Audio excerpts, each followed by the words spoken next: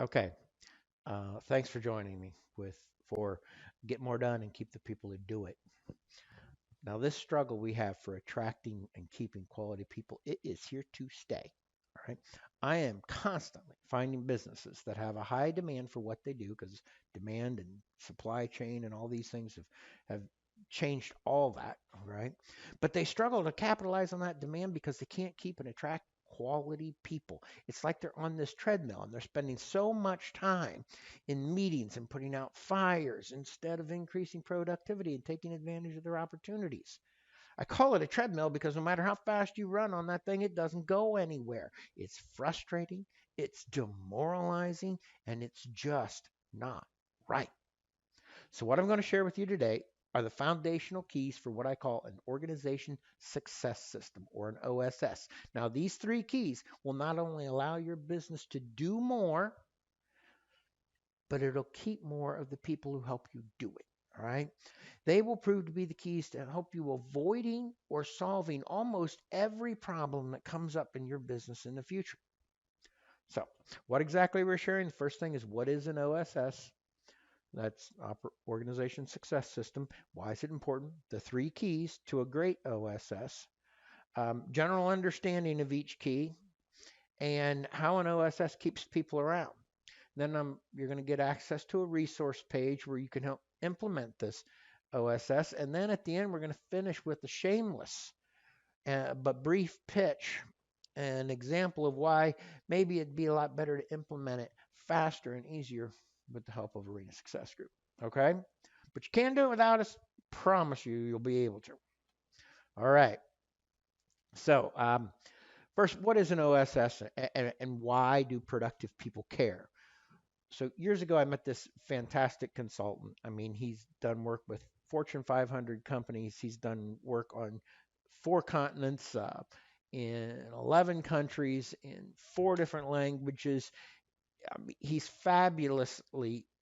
just fantastic. I tell people all the time that, I'm a big fan of Lean and Six Sigma, but this guy makes Six Sigma look like Zero Sigma. Okay, and I'm not putting Six Sigma down. It's just he's fascinatingly fantastic. So I'm talking with him over time, and he's become a dear friend of mine. Um, so we talk a fair amount, and he tells me that he when he's working with a client, he he can solve a problem he has absolutely no experience in.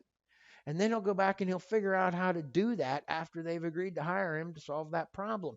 And I thought, how can you do that? All right. And he said, he's sure he could solve the problem because he understood the three things that almost no one else understands, and it solves the problems. All right. Well, okay, let's talk about that. So, what are those three things? He said, first of all, and people say this all the time, but it is true, it's always about the people. Now, he doesn't just say it, he believes it. Get the people right, and they will solve the problem. And by right, it's not necessarily, it is, yes, the right people doing the right thing, but it's also the right people doing the right things right for the right reasons and inspired to do so, all those types of things. Okay. Next, everything is a process. And every process delivers exactly what it was designed to deliver, not necessarily what it was intended to deliver. Okay. And then if you take A and B, put those two together, the most important process is the people process. And every business has one. Every business, every department, every project, everybody has a people process. It's how they work or don't work together to get it done. Now, it can be good and it can be bad and it can be clear and it can be unclear. It can be carefully designed. It can be not designed at all. It, but you've got one, all right? Whatever, there is a people process, and that's the most important one. Okay. So, what exactly is a people process? So, what we've got here is people process is a foundational process. Now, it can be designed or it can be patchwork. It's a foundational process by which a group of people, which can be a team, or it can be a working group, or it can just be a crowd, right? But it's a foundational process by which a group of people make some sort of progress, either positive or negative, for some reason or purpose. And that reason and purpose can be clear and important, or it can be murky and pointless. Okay? So, hopefully, what we have is you'll get the framework today for a designed foundational process by which a team of people make a meaningful, positive progress toward a clear and important purpose. And that is an organization success system, or an O.S.S. Okay? So, now, um, I'm talking to my friend, and then I ask, okay, what makes a great people process then? What makes this actually work? The first thing he says you have to have a great people process is you've got to have execution. If nothing gets done, in the end, lots of people plan and talk and things like that, but in the end, if you don't execute, nothing else is going to matter. Okay? And to do that, you need accountability. You need to know who's doing what and when. So next, you got to have clarity. You've got to know where you are, where you're going to go, and a plan to get there in a measured fashion, or you won't end up doing the right things. Your execution won't matter because you'll be doing the wrong things. And the last one is time. We cannot just add additional work and time taking things on top of people. People, if we don't give them time, we're going to have what we call the Hawthorne effect. And it was documented years ago at an electric factory in Hawthorne Electric, I believe it was. But anyways, what happens is when people know they're being part of a test or they're needed on something, they can boost productivity for a short amount of time and they can work harder and they can get it done. And it looks like you've got a success. And then somewhere around 90 days, it all falls back to where it was before. That's not what we're talking about. We're talking about coming up with additional time for people to do what is clearly important. Okay. So we're going to look at these. We're going to break them down, take a little closer look at them. And the first ones we're going to look at is execution and clarity because they go so much together. So, execution. Why do some people execute so much better than others, or some organizations really execute so much better than others? First thing is when you have to have good execution, you have to have captaincy. There's one person responsible for everything. A dog, it's an old, I believe it's from Mexico. I know the saying's in Spanish, but I don't know Spanish well enough to say it. All right, a dog with two owners starves, and you can have groups of people that work on something, but there needs to be one person clearly whose responsibility it is to get it done. And I call that captaincy. We need it. Has to be done that way. Accountability. Now, accountability is a tricky thing because some places have great accountability because there's some person who's really good at holding everybody else accountable. There's a problem with that because that person may leave. They go on vacation. Who knows? They're gone. They die. That's not the accountability, and it won't work most places. Most places don't have somebody who's truly awesome at holding others accountable. It's a very, very rare thing. What you need is systematic accountability. You need actions and triggers and positive and negative consequences, and they're built in and it's automatic and it's there and it fits the way human beings work because human beings do things a certain way. All right. So you need that. And last thing, you need this huge bias for action. Make a decision and go. So many times we as businesses, we choose to be confused. What really has to be done is usually much clearer than we want to admit. And it's that's true right down to the individual level. But when you create a bias for action, and that is systematic in how you do things, you will get more done. All right. So a lofty vision is a great plan. They don't actually do anything. Execution actually gets it done. You need a transparent system with a high degree of accountability with clear desired results. And we know who's there, who's going to do it, and when it's going to get done. Okay.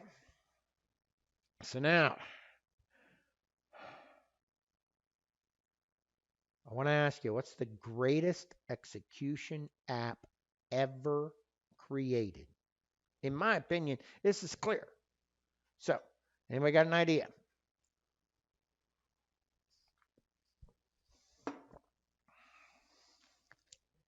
Get it? I'll give you a hint. It is used by millions and millions and millions of people, maybe even in the billions every day, and it almost never fails.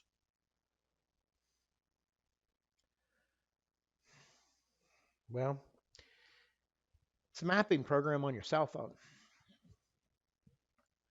Now you think about this thing.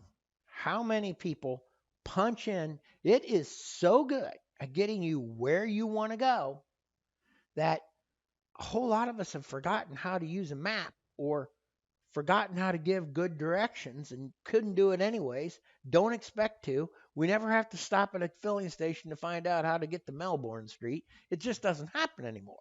Okay? It's an incredible execution app.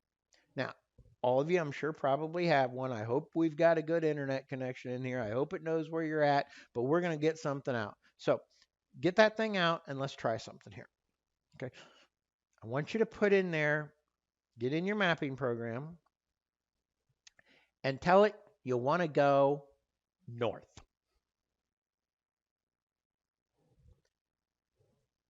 It wants to force you to pick North Street, North Dakota, North Carolina. I mean, it may give you some ideas, but by golly, it will not give you directions to north.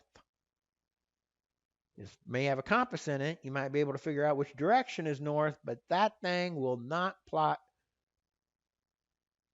a goal that is so vague.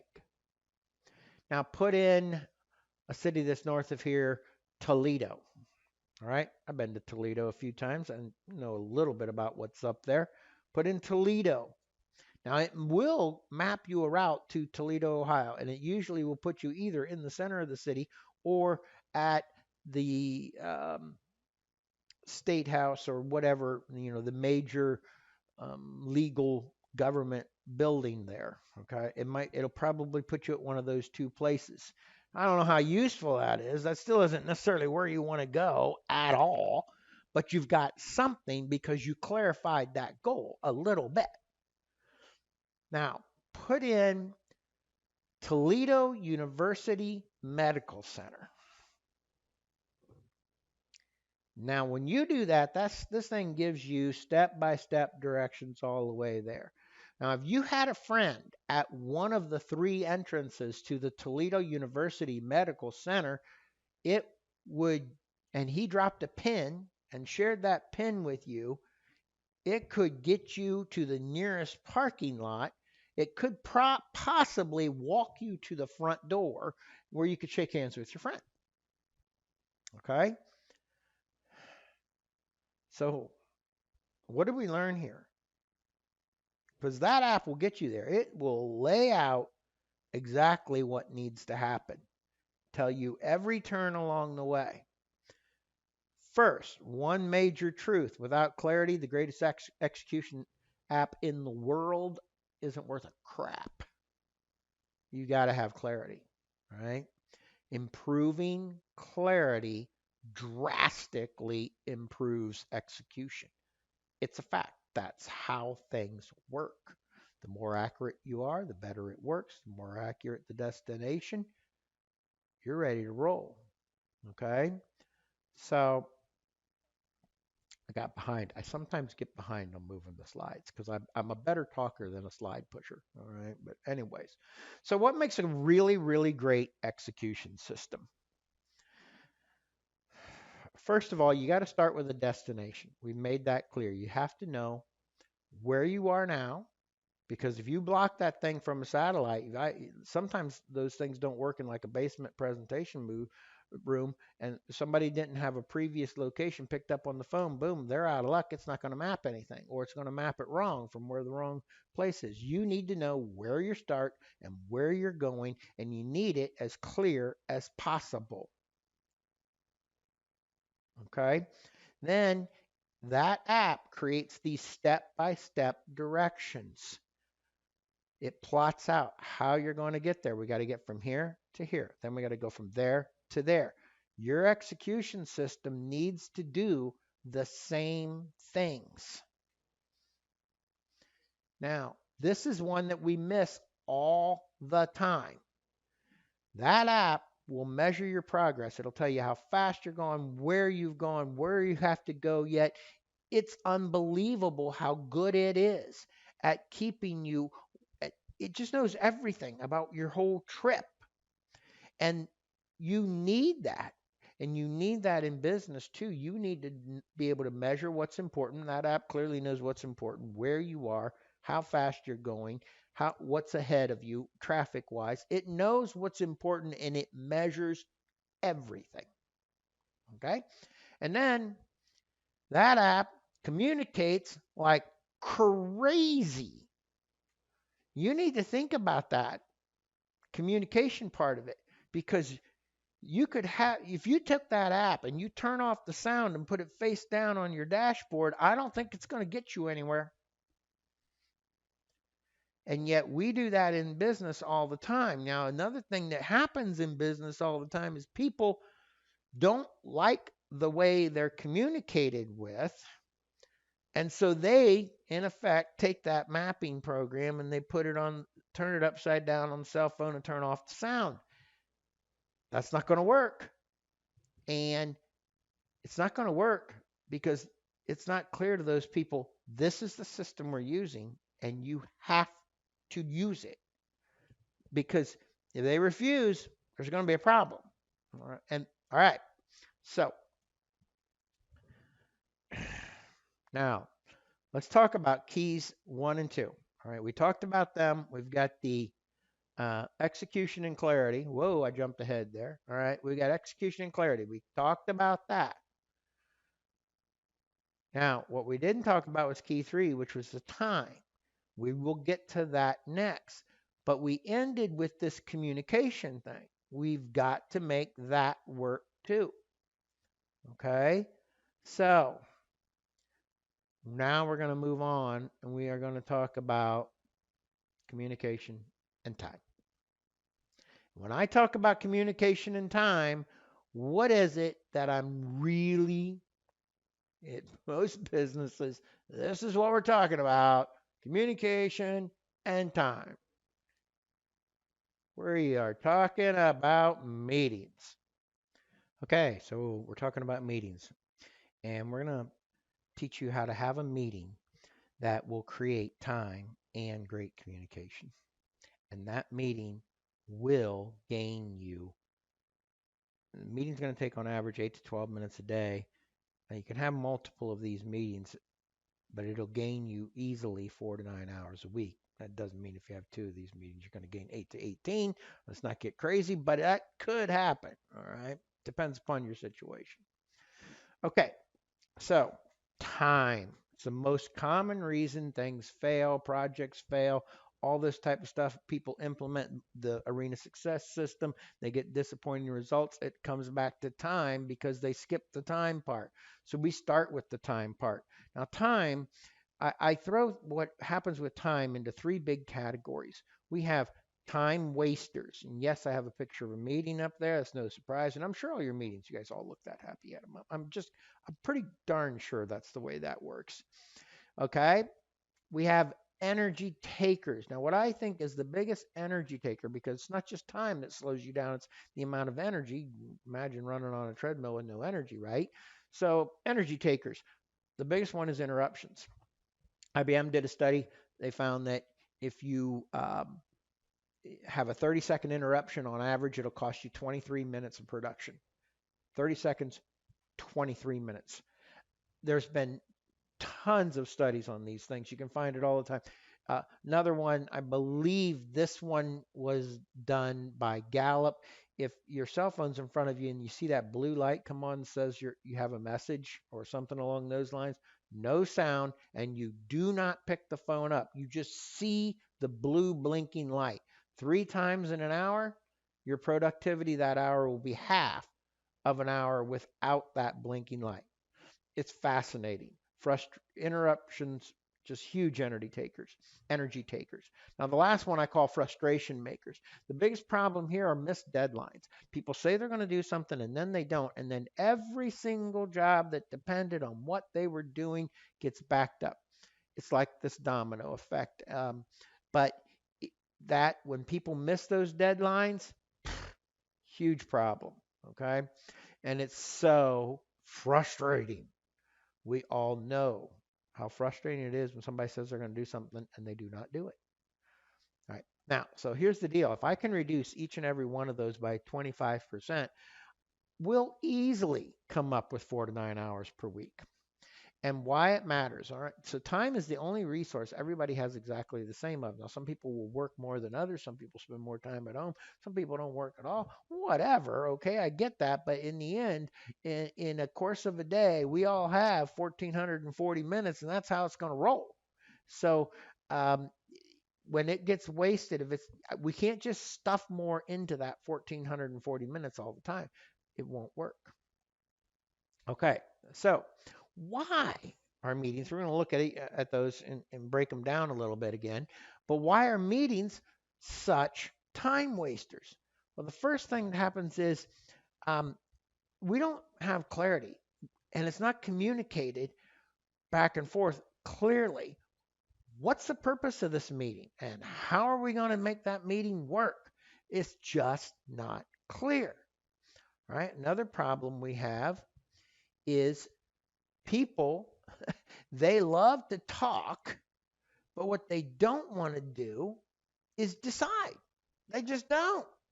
It's dangerous to decide, and they don't want to be held responsible, and they don't want to upset other people. So let's just get some more information, talk about it some more. Yep, that's what we're going to do. All right. And the last thing is people love to talk, but they don't actually love to get their hands dirty and get the work done. Action is not safe. Inaction and delay, now that's safe. But actually going out and getting it done, let's talk about that before we just jump into it, right? I'm not saying you jump into foolish decisions and things like that, but you get the point. That's why meetings, we love to talk. We don't have to actually get that much done. So the question is, how are we going to fix it? Okay, so the first thing, let's start with the good news. Most meetings are repetitive. You know, we have the weekly this and the monthly that and the daily this. And then there's the meeting that we don't actually haven't declared that it's regular, but we all know it is and it's going to happen. Okay. Um, and some of those are interruptions. You know, the weekly 3 minute stop in and talk about the Reds meeting. And I'm not saying all those should stop, but you know what I'm saying. Most meetings are repetitive. Now, that is actually really good news because if we create that meeting and we give it structure and purpose and a plan and we get that time cut in half and the productivity doubled, which surely that can happen, then it affects, yes, it takes some time to do that, but we get the benefit of it day after day after day after day, or week after week after week after week. It is an exponential gain in the amount of time it takes to create that meeting and make it right. So the repetitive meetings, good thing, real good thing. Okay, the next thing we're going to do is we're going to use checklist or a form of it anyways, but yes, it's a checklist. You know, pilots and airline mechanics, they use checklists like crazy for everything. And if you, Southwest used to have a 23-minute turnaround from the time a plane would pull up to the gate to the time it pulled away from the gate. They could get that plane unloaded cleaned up, ready to roll, pilots changed if necessarily, and away from the gate on average in 23 minutes. Fascinating. Checklist. Well, why do checklists work so well? Well, a checklist works fantastic because one, you don't miss anything. You have all these yes or no's. You don't also have to remember what you want to check because it's right there in front of you. It's in a list. And you don't have to spend time on the things that are no answers, for example. Is the landing gear a problem? Nope, working. Nope. You only have to think about the things that have the yeses. So get through the list. Boom, you're ready to roll. And checklists are fantastic and they'll make a huge difference in a meeting. All right. Now, the next thing that comes along is this agenda. All right. We're going to pitch the agenda. Somebody out there tell me what an agenda is. You all know what it is. It's what you're going to talk about at the meeting. Did you hear what I just said? It's what you're going to talk about. It's not what you're going to do. It's not what you're going to decide. It's what you're going to talk about. Right? We're going to replace that. We're going to use that checklist to create actionable results. So you're not going to have an agenda item is not going to be discuss the billboard marketing plan for the state of Ohio. No. It is going to be decide on or approve plan for. It's an action item. Okay. And the difference is unbelievable because that action item is going to flow through to somebody's project or KPI almost for sure. It's going to end up on somebody or multiple people's list, but there's one person going to be in charge that's going to show up on their cell phone that they need to do this by this date. It's all going to be there and it enforces that expected result. And if that's the way you run your meetings, you'll have a bias for action, and the bias for action creates execution. Okay. So what we've learned so far is we've said, okay, we know execution is critical. You're not going to get anywhere if we don't have execution. We know we need clarity. Clarity is critical to make that execution work. We've proved that with our cell phone. We know we need time, or that clarity and execution is not going to happen. We can't just add it to everybody's work list. The question is, though, how does that O.S.S. help keep more teammates? I want to talk about it. It's what I call HR to team. So where we're at now is I consider this probably the most challenging recruiting job in the world is a college athletic coach for a big name sport. Okay. You have your best players are going to leave and go pro constantly. And if people aren't happy, they'll go find another college to go to. Happens all the time. And you've got to attract them to your place in the first place. So what are the things that make that college coach's job much easier? If you look at a recruiting list for the college football teams, it's fascinating how you see these repeated names on there, and everybody knows the names, and everybody knows them because they win. Winning, both as a team and personally, winning makes everything else easier. So an O.S.S. is going to produce results, and if it's done well, not just for you, but for the individual also. Okay. The next is people need to feel like they're contributing. Even, the movie Rudy with Notre Dame, the Rudy football player. Okay. So they may not have to start to want to be on the team, but they have to feel like they're contributing to something that matters to them. If they don't care, it doesn't matter. It has to be a worthwhile cause, or at least it can be connected to their worthwhile cause. But people have to think they're contributing to progress toward a worthy goal. And when that happens, the coaches that get that done across their team, that, that recruiting, those people stay. And the last one is connection. If you could have a really good player, and if nobody sits beside him on the bench and nobody talks to him mid practice, and without connection, they end up leaving. And even if you're winning, that's what happens. So, what we're going to do is we're going to create this team. You're going to win because you've got a good system. People will be able to be clear about what they're supposed to do, what everybody else is supposed to do. And because of that, they're going to be more connected in these really good 8 to 12-minute meetings that you're running. And not every meeting is going to be that. You'll see. Okay. But there's one other thing we have to clear up. And this is maybe a step beyond the initial system, but I really like making this clear with people. All right, so teammate turnover. We always look at human resources. We need to look at things a little bit differently. So when a teammate is thinking about quitting, what's the first thing they do or the last thing they do before they quit? They go look for another job.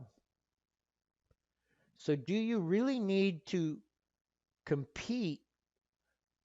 If you can stop them from searching for another job, then you won't be having to compete on wages and benefits near so much.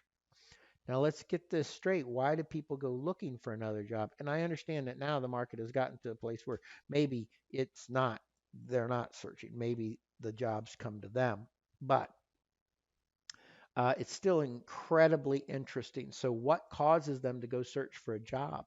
Gallup did the largest poll ever done, and it's getting a little bit old, but they interviewed 19,000 people who left their job for another job, and then they were also able to interview all 19,000 of those people's supervisors. They asked the supervisors, why did these people leave? 89% of the time they said better wages and benefits. They asked the people who left, why did you leave? 12% said wages and benefits. 75% said their boss. Okay? So I'm not saying our supervisors all suck because that is absolutely not true. But if we're going to make a meaningful difference in employee turnover, let's stop them from searching for a job by working with the supervisors. All right? Our supervisors are the key to this. And we need to make it a key for them and then give them the tools they need. They need skills and training that it's not how to actually do the job. It's how to work with people and keep them. We need to do that or they're going to stand no chance of keeping the people the way they need to be kept. Okay? So now that is the OSS, Operational Success System overview.